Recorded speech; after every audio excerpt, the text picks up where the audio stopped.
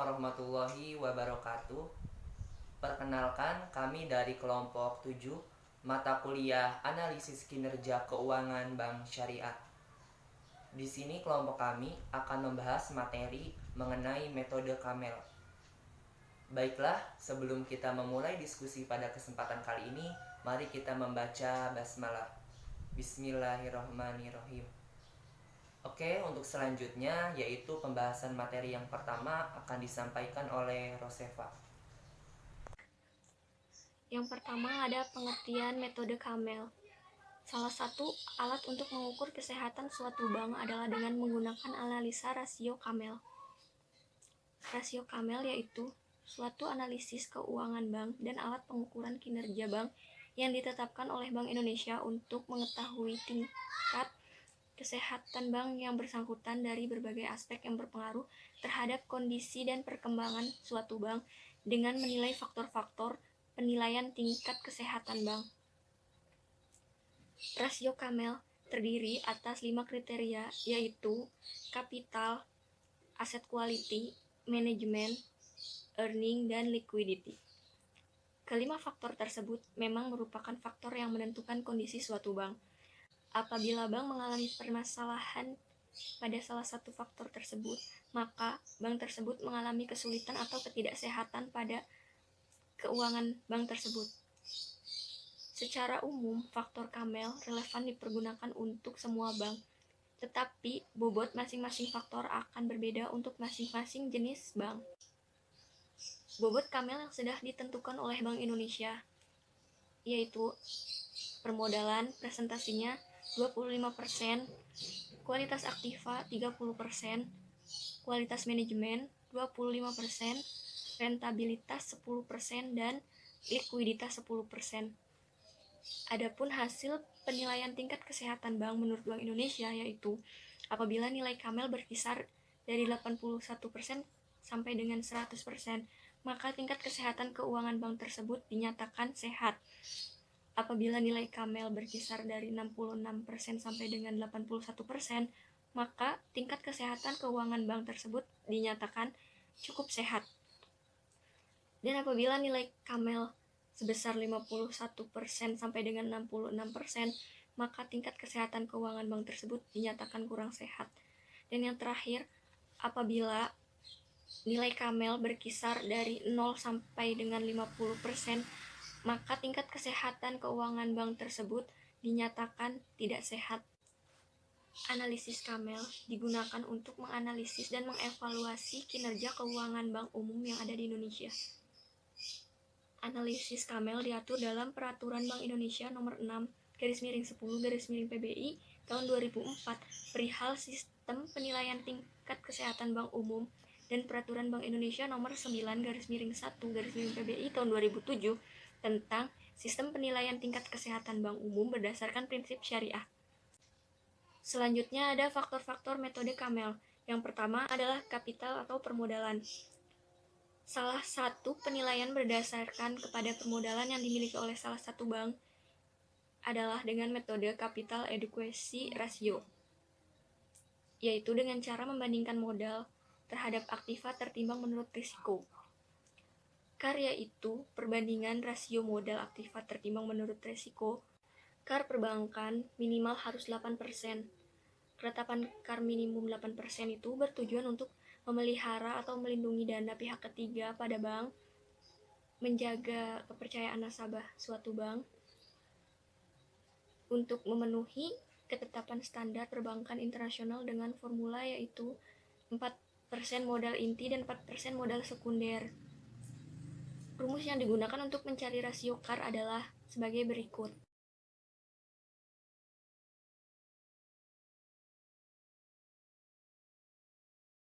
Untuk menghitung nilai kredit dari rasio CAR menggunakan rumus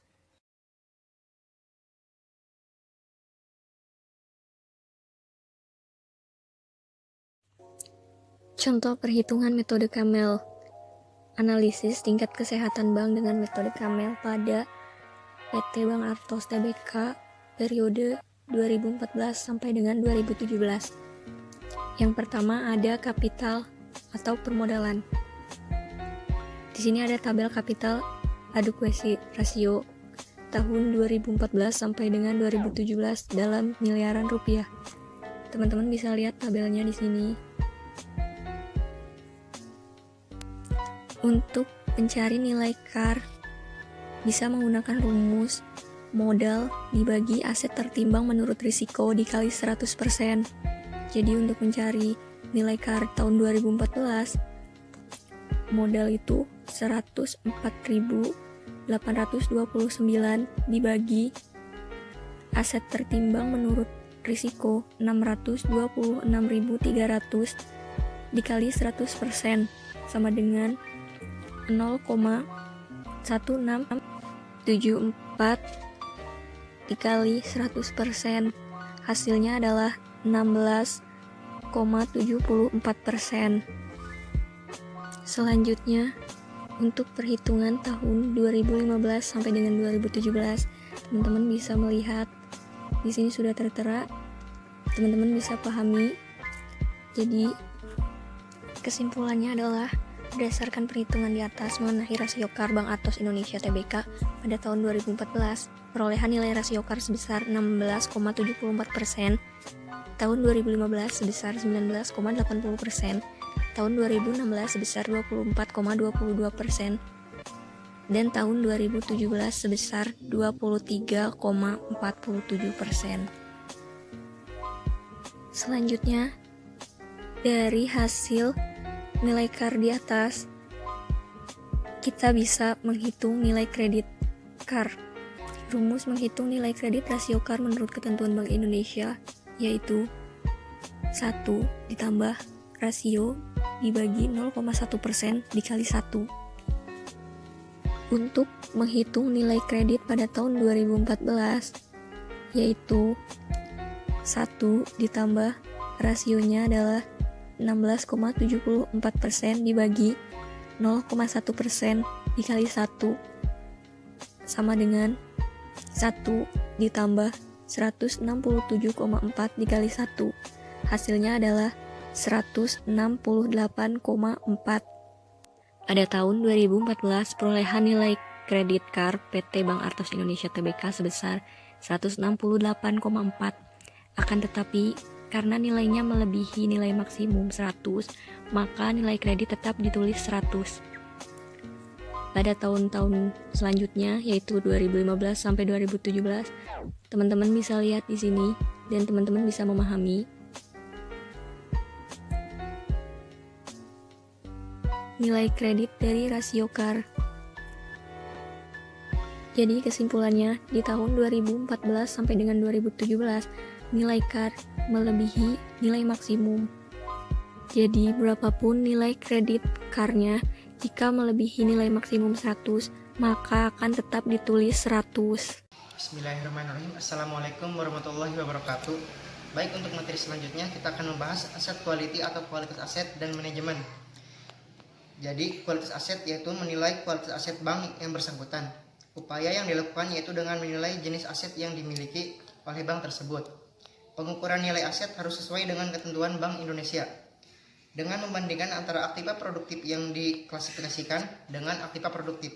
Rasio yang digunakan adalah rasio aktiva produktif atau KAP, yaitu dengan rumus KAP sama dengan aktiva produktif yang diklasifikasikan atau APYD dibagi total aktiva produktif lalu dikali 100%.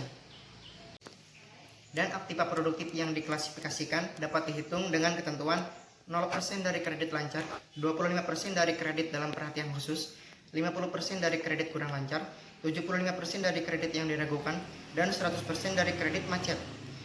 Dan rumus yang digunakan untuk menghitung nilai kredit kualitas aset produktif adalah nilai kredit sama dengan 1 plus 22,5% dikurangi rasio KAP dibagi 0,15% lalu dikali 1. Baik, untuk materi selanjutnya kita akan membahas manajemen. Jadi kualitas manajemen dapat dinilai dari kualitas manusianya dalam bekerja. Manajemen atau pengelolaan suatu bank akan menentukan sehat tidaknya suatu bank tersebut. Dalam penelitian aspek manajemen ini sulit dilakukan karena akan terkait dengan kerahasiaan bank yang tidak dipublikasikan. Oleh sebab itu, aspek manajemen hanya diproyeksikan dengan rasio NPM atau net profit margin. Rumusnya yaitu NPM sama dengan laba bersih dibagi pendapatan operasional dikali 100%.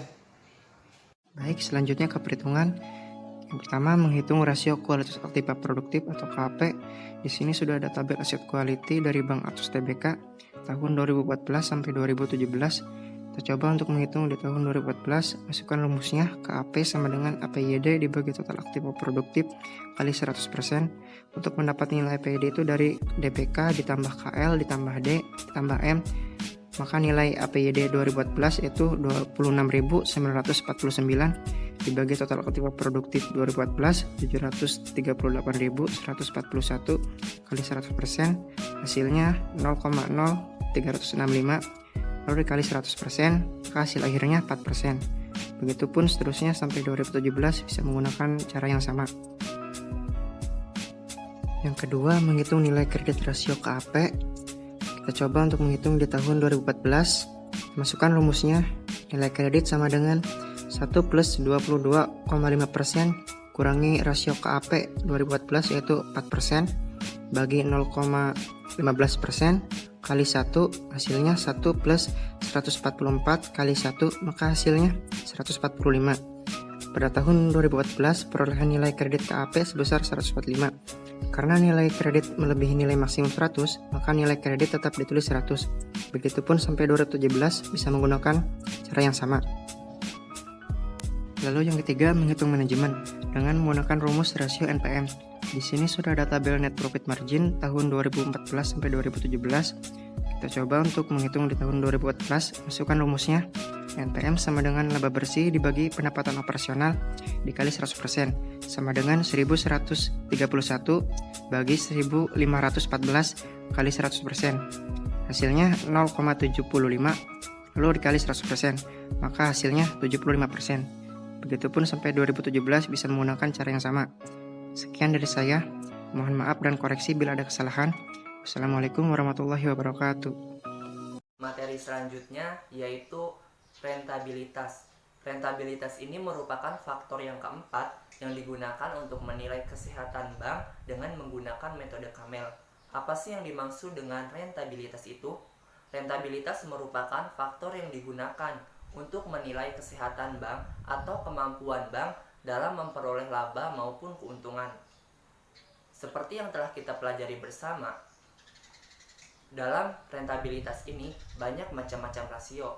Akan tetapi yang digunakan untuk mengukur kesehatan bank dengan menggunakan metode Camel yaitu hanya dua rasio saja.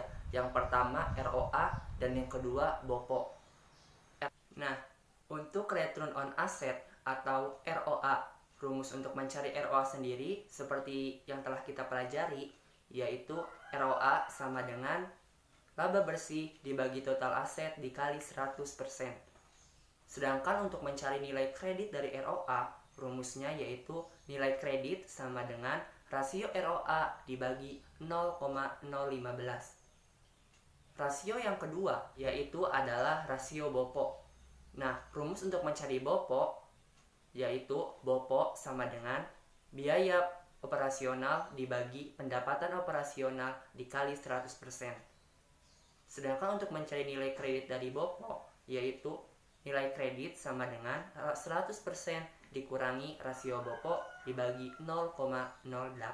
Faktor selanjutnya yang digunakan untuk menghitung analisis kesehatan dengan menggunakan metode Camel yaitu faktor likuiditas. Bank dikatakan liquid yaitu jika bank tersebut mampu membayar hutang dengan jangka pendeknya. Rasio yang digunakan dalam likuiditas untuk menghitung atau menilai analisis kesehatan bank dengan metode Camel yaitu hanya satu rasio saja, yaitu rasio LDR atau loan to deposit ratio. Nah, rumus untuk mencari LDR itu sendiri yaitu LDR sama dengan kredit yang diberikan dibagi dana yang diterima dikali 100%.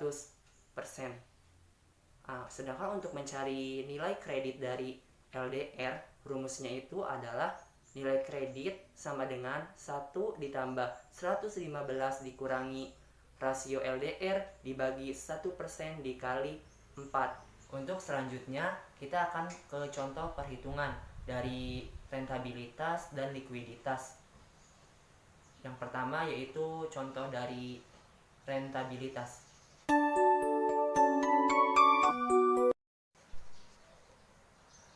Nah, untuk yang pertama, contoh perhitungannya itu dari rentabilitas adalah return on asset atau ROA. Nah, telah disajikan pada tabel itu ROA PT Bank Artos Tbk dari tahun 2014 sampai dengan tahun 2017. Adapun pada tahun 2014, laba bersih atau EBIT-nya itu 2076. Total asetnya 840.775. Sehingga nilai ROA-nya itu 0,0025. Rasio ROA-nya 0,25%. Kita masukkan ke dalam rumus. Pada tahun 2014, ROA sama dengan laba bersih dibagi total aset dikali 100%. Laba bersihnya itu kan tadi 2076. Kemudian dibagi total aset yaitu 840.775 dikali 100%. Hasilnya 0,0025. Sehingga rasio ROA-nya yaitu pada tahun 2014 0,25%. Setelah kita ketahui rasio ROA dari masing-masing tahun dari tahun 2014 sampai tahun 2017, kemudian cara selanjutnya yaitu kita menghitung nilai kredit dari rasio ROA.